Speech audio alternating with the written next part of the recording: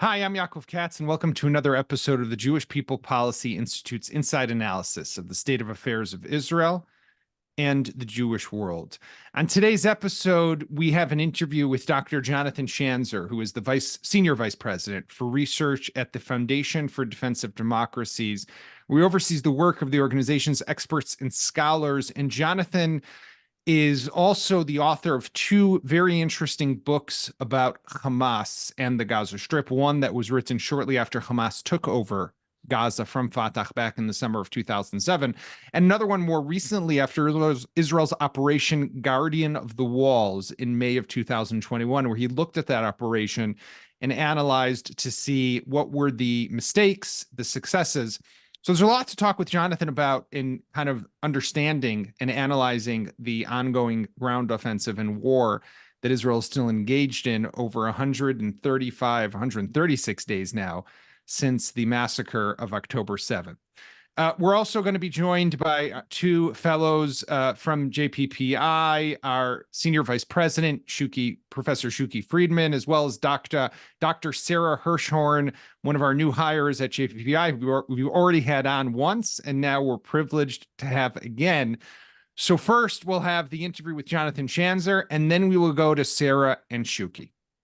Jonathan, it's great to have you with the JPPI webinar podcast. Thanks for joining us. Great to be with you, Yaakov. So, you've been writing about this for a long time, and you were just showing me again the two books about Hamas in particular, but one about the takeover by Hamas of Gaza back in 2007, the operation that Israel launched against Hamas, or was actually forced upon us, depends how you look at things, back in 2021. I'm curious to get your take. We're 100 now and 36 days into the war. And is victory possible, from your opinion? Well, okay, we need to unpack this, obviously, because victory could mean different things. I would argue that, first of all, Israel has performed really remarkably on the battlefield since October 7th. Obviously, October 7th itself was a failure. The IDF did not adequately respond to the Hamas attack on that day. But in the subsequent days since, we have seen Israel get off its back, get onto its knees, and then finally get up and fight in ways that I think surprised even the IDF, that surprised even the Israeli public. I think there was probably some concern about the way in which reservists would fight. And the reservists have fought admirably. I mean, beyond admirably. When you look at, the fact that these people were slinging falafel 4 months ago, and now they're, humping 40-pound bags across the deserts of Gaza, and they're winning. I mean, right. They've killed 10,000 Hamas fighters. They've arrested something like 2,500. They've injured another 10,000. There's something like 7,500 fighters left. And, they're all, from what we can tell, holed up underground in the tunnel system, or they're getting ready to try to beat back a maneuver in the town of Rafah. And so, I think the Israelis have done great. Now, the question is, can they keep Hamas defeated? And I think the answer there is probably not, but Hamas will not exist as a fully functioning paramilitary any longer. They are going to likely operate in the future as a shadowy terrorist organization without a headquarters, without a safe haven. And that really is, in my view, the big achievement here for Israel. Will there be a Hamas that continues to operate out of Algeria or Turkey or Qatar or Lebanon? Of course there will be. And there will always be people that are going to try to destroy Israel in the name of Palestinian nationalism or in the name of Islam, or perhaps a combination of both as we look at Hamas. But it will revert, in my view, to a tactical threat so long as Israel can sustain the victories that it has achieved so far on the ground in Gaza. So there are two things that would need to happen for those victories to be sustained. One is for continuous Israeli military operations to an extent, or overall umbrella security control over Gaza going in and out, maybe similar to what we see today in the West Bank. And two is the mechanism that will replace or will come into Gaza in what we call the day after scenario of this war. So my question here is, number one, are you confident that Israel is going to do that? I hope they will. And by the way, when people ask me about the victory, I say doing that is the victory. That change in the security reality is itself the victory. But I'm hope that it's possible. So I'm asking you whether you're confident. On the second part, you're sitting in the Washington, D.C. area. You're working in D.C. You're talking to a lot of American officials. There is frustration with the fact that Israel is not presenting publicly what its day after scenario looks like, except for saying, and how does the prime minister say it in Hebrew? It's called nitzachon mochetz, right? A complete victory. Okay, that's a nice idea, and we all love it, and we all want it, but what does that actually mean? So how do you work through those two issues? Okay, so let's take first the day after, because I've been doing a lot of thinking about this. I was in Israel about I don't know, a month and a half ago, and I got some briefings on possible day after scenarios and the kinds of plans that Israel would like to implement with the United States, with the Saudis, with the Emiratis, with the Europeans. There are all kinds of really good ideas. But let me just say this, the idea of a day after scenario is, I think, a uniquely American phenomenon, that we push our military and we push our political leaders to articulate a vision for how everything is going to be great. And then we start building toward how great that's going to be, right? And we invest tens of hundreds of millions of dollars, billions of dollars in the political and civilian infrastructure that's needed for the day after scenario. And then guess what? The enemy starts to destroy those things because they know exactly what it is that we're trying to build, and they want to destroy it, right? It is part of the military objectives that we've already articulated, and they want to destroy them. So there is, I think, an open question about how much needs to be revealed now while the fighting is still intense. Mm-hmm. Now, you could maybe make the argument that you need to wait until the major fighting is done. So let's say in another month or 2 months, the operation in Rafah is over. There is what the Israelis are now describing as, cleanup that would come after the major fighting. Then I think you could start to build and articulate. But I do question whether our saying all these things now out loud only serves to strengthen the hand of the enemy. And I do think that there needs to be some additional deliberation here. I do think that the US is a bit naive in the way that we've approached this in the past, and that we're trying to force the Israelis to do what we've done, which has not been successful. It truly hasn't. So, I think that that's for the day after. But now, as for the Israeli articulation of a complete or total victory, I think that's where the Israelis are on a slippery slope, because we will, as I already mentioned, you're going to see Hamas continue to exist in places like Algeria. That's probably going to be the next stronghold of the organization. The Turks are probably not going to stop housing Hamas. The Qataris may or may not, depending on who you talk to. But this group's going to be active, and it's going to have funding from the Iranians. It's going to have assistance from Hezbollah. It's going to have financial and political cover from a range of Islamist countries around the world. The question is, can the Israelis contain the attempted resurgence of Hamas in ways that will keep it looking like a ragtag force, and one that is beat up and limping and bleeding, as opposed to something that looks like it's able to carry out attacks worldwide?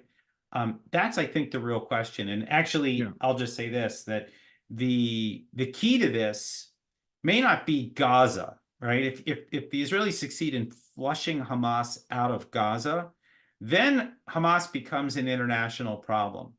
And then, in that case, it will be actually a challenge for the Mossad to take out the leadership in each of these jurisdictions that I've mentioned and to keep the group off balance. I believe we are likely going to see a campaign not unlike what we saw after the 72 Olympics, the Munich attacks, Yeah. right? Where the Mossad went out. Wrath of God, I think, was the operation name. Yeah. Correct. And the idea that, the Mossad would just one after another knock out these leaders, inspire fear in the leadership, drive them underground.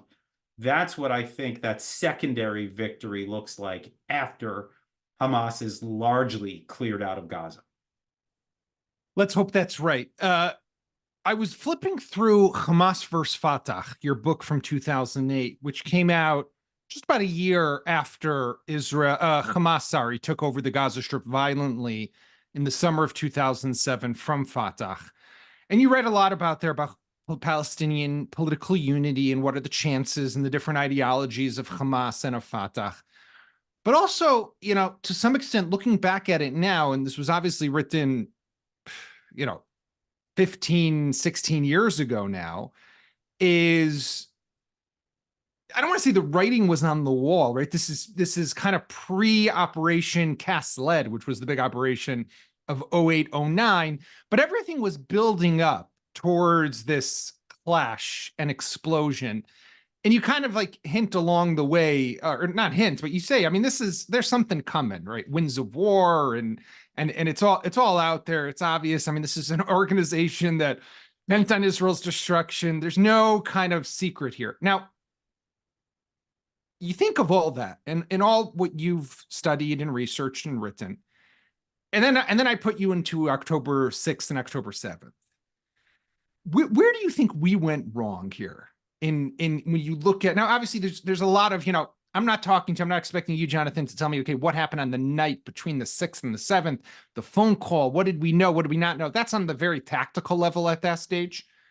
But if you go up to 30,000 feet, as someone who's really studied these issues, who knows Israel well, where do you think that our biggest mistake was? So I can get to the strategic and I can get to the tactical. And I don't purport to have all the answers, but let me just say this first. The idea of leaving a terrorist group in a safe haven is a recipe for disaster. We saw it here in the US when we decided to leave the Taliban in place and they allowed Al-Qaeda to operate in that safe haven. And then we paid a terrible price for it on 9/11 and then subsequently for years after fighting, a war on terror. That's a safe haven problem, right? And by the way, Israel has more than one safe haven problems right now, right? They've got Hamas, which they're dealing with. And then on top of that, there's Hezbollah. Yeah. They're another group that has a safe haven, which means that the entire time they've been allowed to operate in these places, they're developing new capabilities. They're stockpiling weapons. They're training. They're planning. They're thinking about Israel's demise and they're working toward it. And every day that you allow them that time and space is another day that they get stronger and more capable of achieving their objectives. And that is a huge problem. And I would say that was the big problem. And you could see the writing on the wall. Now, there was maybe two other things that I think are worth mentioning. One is that Israel treated Hamas as a tactical threat. And look, you could make the argument that it's weaker than Hezbollah, it's weaker than the regime itself. It's maybe even, maybe the group has fewer capabilities than even the Houthis when you think about it. Fine, but this is still a group that has, as we now know, right, it had tens of millions, hundreds of millions of dollars in assistance. It had 30,000 fighters that were being trained both in Gaza and outside of Gaza. They had naval capabilities, different kinds of rockets and missiles, including some precision technology that they were working on. I mean, and there was an organization, a full structure that came with it, and a whole army of apologists in the West, Yeah. right? So, and every time Israel battled with Hamas, the price grew in terms of the public relations stuff that was going on in the international media, the human shields problems that Israel was dealing with every time Hamas fired next to a hospital or an UNRWA facility or a school.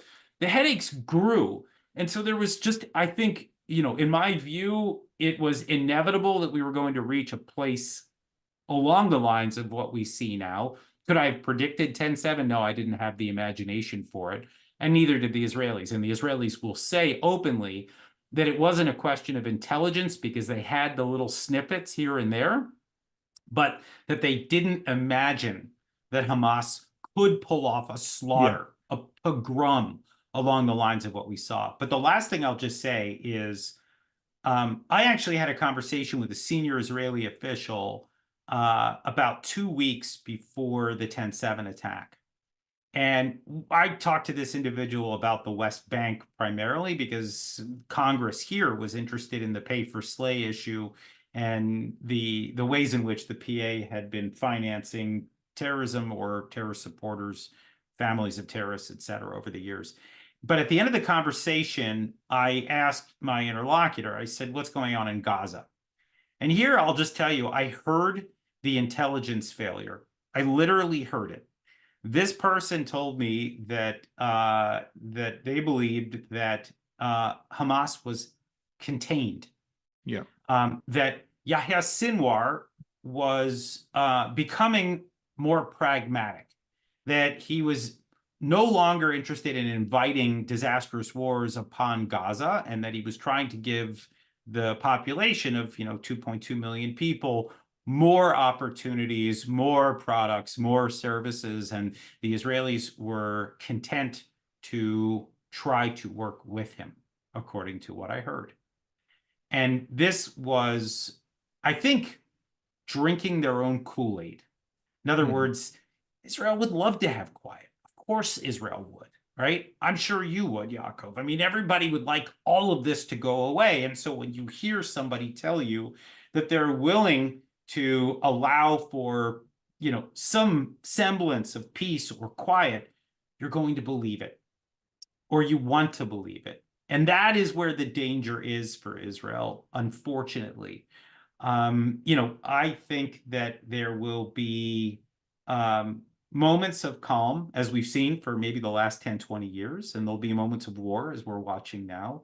But I don't know if there will ever be full peace in the way that Israel would like to see, or full quiet.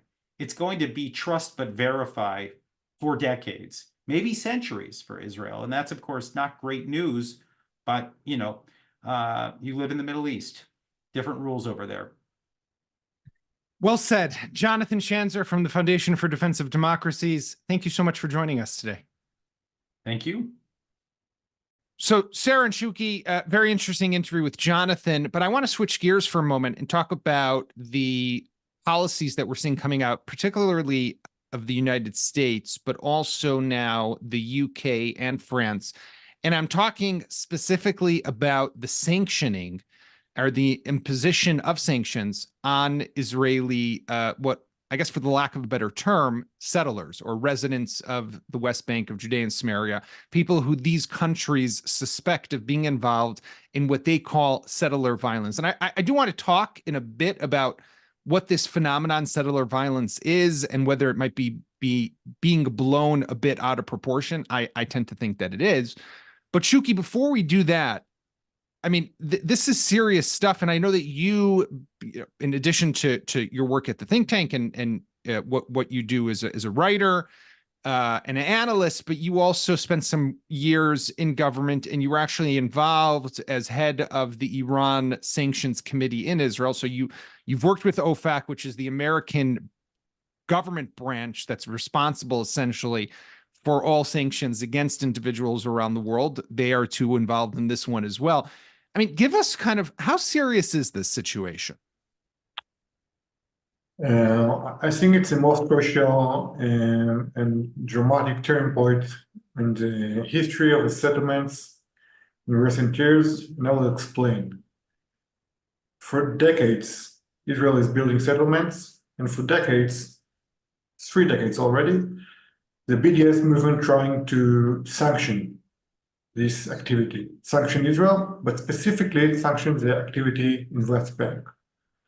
And for 3 decades, they're basically failing in doing it efficiently. I mean, here and there, they got successes, they blocked some activities, some EU corporations wouldn't work in the West Bank and so forth. But basically, the majority of the world does not see the activity in the West Bank as illegitimate. And what Biden's executive order done is actually to reframe from legal and political perspective all activities in the West Bank. Why? Because when you read the headline in newspapers and you hear the news, you might think that it's marginal because 4 extremist settlers and someone in the West Bank being sanctioned and their bank accounts being frozen and so forth. But the truth is that the way the order is working is to frame what is a potentially illegitimate activity in the West Bank, and then a decision to sanction particular entities or individuals based on these activities.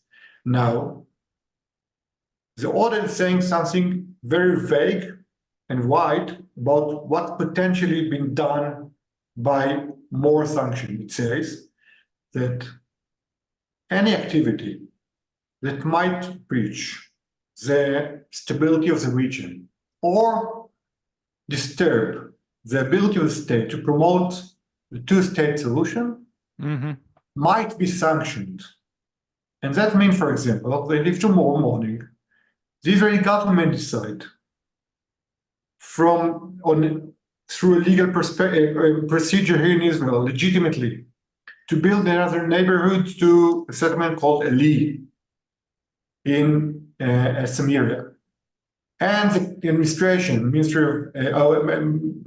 basically the president or Secretary of State, decide this activity might block the ability of the administration to promote two-state solution, it can sanction it. And it can sanction, I mean, just to be clear, Shuki, right, everything. So it could sanction the people involved, the construction company, everything. The corporation involved, right. The financial institutions supporting it. And this is dramatic. Now, basically, it said to Israel and to settlers, watch out. If you go down this road, not only being, of course, violence and certain of Palestinians all in there, but defining a sanction activity like something that disturbs the US policies in the region is so vague and general that they can use it to anyone. So, Sara, you've written about settlers, particularly American-born and bred settlers who moved to Israel and helped found some of these settlements. I mean, first of all, there's an interesting question of just how really profound and widespread is this phenomenon that's called settler violence that, the Americans seem to want to try to make some sort of, my issue is the moral equivalency. It seems that they're trying to create between settler violence and Hamas. But really, I think it also has to do with domestic policies and politics that Joe Biden is facing in places in the US where he's losing some of his progressive flank and others. But obviously, as Shuki points out, the executive order that gave them the right to impose these sanctions is very broad and can be widespread. How do you view where is this coming from? I mean, why suddenly now are the Americans doing this? I think the Biden administration is really struggling with the current government, particularly the participation of the ultranationalist ministers within this government, even if they've been excluded officially from the war cabinet, and is trying to seek change from outside in a way that they have not been able to convince Benjamin Netanyahu or his colleagues to conform to U.S. doctrine by diplomatic means. But as Professor Friedman just suggested, the test of this executive order is so wide that it could almost define anything as violence. Building another apartment block could be considered violence. Installing cable television in a new neighborhood of a settlement could be considered violence. So I think that is problematic from the viewpoint of ensuring a two-state solution, to understand what is, been within the Oslo blueprint and what, really goes beyond it. Now, obviously, Israel has had its own problems in deterring settler terrorism. The will of this government to do so has been incredibly weak, and I think only about 2% of settler terrorist incidents are actually prosecuted in Israeli courts. And the Biden administration is clearly upset about this and the implications for instability in the region, particularly, we could see this might happen only in the next few months if this, if Itamar Ben-Gvir's plans go forth with the Temple Mount, blocking access to Temple Mount, Haram al-Sharif of Ramadan to Muslim populations. You could see uprisings in the West Bank and clashes between settlers and Palestinians emerge once again. And I think that the Biden administration is very concerned about these kinds of incidents. But its imposition from the outside, is a stick that an administration can wield, but it seems like a very blunt instrument, and one that may indeed, I think, create a kind of equivalency, as you have suggested, that is inaccurate and I think morally bankrupt in many ways, but also can backfire entirely. But, Shuki, I'm curious because Israel has a rule of law, right? We have a judicial system. Now, I mean, as Sarah pointed out, the American complaint is that we're not prosecuting or investigating enough of these cases, and therefore they feel the need and the urgency for them to do these things with the sanctions. Actually, one of the people of the four that the American sanctions is currently in administrative detention here in Israel, right? Which is a very I would say draconian legal tool that we use against people to put them into jail when not, without being able to prove or bring the evidence to court. It's mostly used for Palestinian terror suspects, but also occasionally for so-called settler perpetrators of settler violence. So on the one hand, we have a rule of law. So it's very different than sanctions that America would impose on countries that don't have a rule of law. Number one. Number two, is it really the settler violence that's bothering the Biden administration, or is it something else? Is it the fact that they're frustrated with our government for not promoting a day after scenario, some sort, not getting on board with the love boat or the peace train or whatever you want to call it with the two-state solution? Is maybe, and therefore what Biden's doing is kind of the least of what he could do, because he could stop weapons and he could do a lot more. But he's got to do something, and this is what he's doing. It's I think a mixture of motivations, both internal and external. I mean, internal policies within the U.S. in the election year, and external.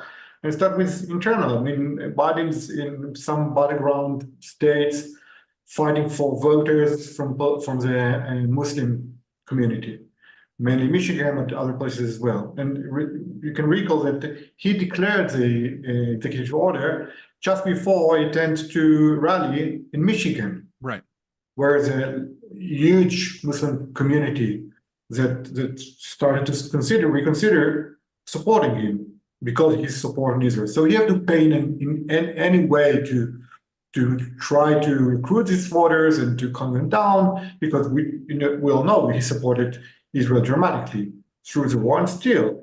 So this is internally, but externally, of course, from the very beginning of this Israeli government, the administration is dramatically frustrated from the nomination of the ministers, and furthermore, the two ministers that are in charge on enforcement in the West Bank and policies in West Bank are Smotrich and Ben-Gvir.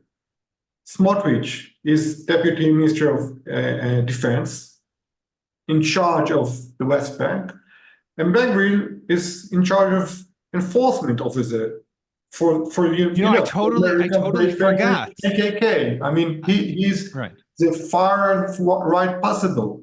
No, So, I've forgotten that Smotrich also has that portfolio of the defense right, ministry. right. Yeah, right. So basically, Netanyahu decided to actually not in taking any consideration the sensitivities in DC, and now he's paying for it. And we are perfect. Not I have to. In my perspective, the actual violence of settlers in the West Bank is marginal. Taking the 500,000 Israelis living there, maybe 100 people, and I'm exaggerating, are in any way involved in it. But there is a lack of enforcement, and also a campaign that successfully echoed this violence or events of well filmed hitting, expelling of Palestinians in some regions, and successfully managed to put a narrative of settlers' violence against Palestinians, a wide phenomena in the media and to demonstration. And the result of all this is a president of an executive order that you would never expect from a so close ally. Sara, so in the research that you've done, especially for your book that's about the settlers, the American ones who moved to, and how it's something on a hilltop, right? My question is, what is it about the West Bank or Judea and Samaria and the settlements that really causes for this anarchy to some extent, this lawlessness, right? This isn't the first time. This has been something that's been going on for decades. Yeah, and I think that the Biden administration in that way is also identifying a kind of low-hanging fruit, going back to the previous question of, an issue to tackle within Israeli politics and society that, is been an historic grievance and also is, something that is on the international agenda, as opposed to many other issues within, both territorial Israel and the occupied territories that are worthy of, discussion and policy propositions. But, the West Bank is a place that suffers from a split governance where Israeli citizens have a different set of rights than Palestinians under the occupation. And I think this obviously creates a sense of different rules for different people. But settlers themselves, for the most part, as Professor Friedman said, are law-abiding citizens. It just depends on whether you believe that settlements are against international law or not. The vast majority of them, are living and going to work and, going about their daily lives like most other citizens within territorial Israel. But there is a percentage who feel that their mission to live in the whole of the land of Israel includes harassing and expelling the Palestinian population who lives there. And making it a hostile climate for any kind of peace agreement to go forward, including one that could be encouraged or even imposed from the outside, like by the United States. So right. There is a sense that lawlessness, and a lawlessness that can be traced back to the original origins of the Israeli settler movement, which of course was a movement that was tacitly supported by the Labor government in the 1970s, but was also really a wildcat enterprise by activist organizations and individuals. That goes back to the beginnings of the project and has remained part and parcel of what the project is and needs to promote as part of its own credibility to its own community ever since. And let's also just be clear, Sara, that the support for cracking down on settlements is quite widespread, definitely within the Democratic Party and among President Biden's voters. So it's not as if he's going against his base of support, right? Absolutely. And I think that given the fact that, the Biden administration is not necessarily willing to change its policy on the current Hamas-Israel war, which many of the left-wing flank of the Democratic Party consider to be a genocide. The Biden administration doesn't have that many policy tools it can exercise. And again, this is a really low-hanging fruit here, I think, that there is consensus about. Right. Shuki, I want to ask you before we wrap up, one of the ramifications, and you mentioned this before, is because of the sanctions that have been imposed by America, by the Brits, by the British, and now also by the French, Israeli banks are freezing the bank accounts of these Israeli citizens. And the numbers are already getting into several dozen, right? The Americans were 4 people. The British, I think, were maybe 7 or 8. And now the French is 20 plus. So the numbers are increasing. And if the doomsday scenario, Shuki, that you pointed out before actually materializes, where, you know, the Elise scenario, as you called it, where we could have heads of regional councils or politicians or construction companies or just random people who were just living in the West Bank are now getting sanctioned. How can people live in this country without bank accounts? I mean, what is Israel going to do as a government and as a country? First of all, the doomsday is already here in a way, because after the administration published this order, FinCEN, the branch is responsible for enforcement on financial institutions state, published a warning to financial institutions to be aware of the potential risk of transfers to the West Bank, which means that the compliance officers of financial institutions worldwide would tell to their banks, watch out, every transfer that coming in any way from entity, individual, or something coming from the West Bank, watch out and block it, and then see. So it might, in a way, disrupt financial activity already from just putting this frame and sanctioning few people. Now down the road, it's really a huge challenge, because if you're blocked by sanctions from working with bank accounts anywhere, you practically can't work. You can't manage your life, your daily life. And therefore, what Israel should do, mainly Prime Minister Netanyahu, I think, is to try, first of all, to understand what Americans telling him and responds and try to cancel this executive order, which put a constant threat down the road, if it will be still there, to any decision the Israeli government will take, and furthermore, any decisions officials which in charge of enforcement in the West Bank taking, because there are eligible sanctions by the order as well. So basically, it's a turning point and a strategic threat on the future of the settlements. And I think the leadership of the settlers, the right-wing leaders, and the government should be more aware and sensitive to the crucial need of any kind of legitimacy to living in the West Bank.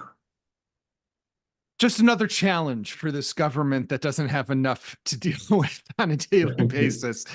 But this one with real life, I mean, I guess they all have real life consequences, but this one, you know, obviously hitting at the base constituency of Bezalel Smotrich and Ben Gvir and Prime Minister Netanyahu to a large extent. So really something that that will have to be dealt with in ways that we are yet to see. I want to thank you, Shuki, and thank you, Sara. I want to thank Jonathan Schanzer for joining us, and to all our listeners and viewers. You can please find a link at the bottom of this podcast to sign up for our newsletter, for JPPI's newsletter. You'll get regular updates about different activities, events, publications, and of course, about the streaming of this podcast webinar. So please sign up. If you can't find it at the bottom, go to jppi.org.il and you can sign up there. Thanks again, and we will see you on Thursday.